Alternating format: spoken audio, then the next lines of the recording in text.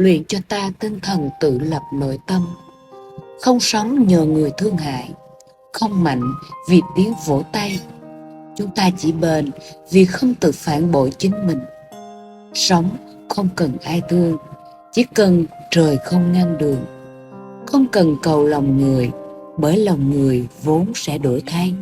Chỉ giữ mình đúng đạo, vững tâm, để con đường đi không trái với lẽ trời. Người đời có thể quay lưng, nhưng khi thiên lý còn mở lối, kẻ độc hành vẫn đến nơi.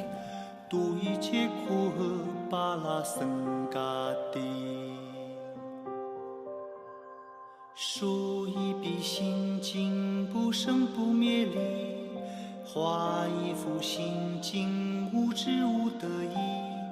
照见五蕴皆空，惊天动地；度一切彼岸，波罗僧伽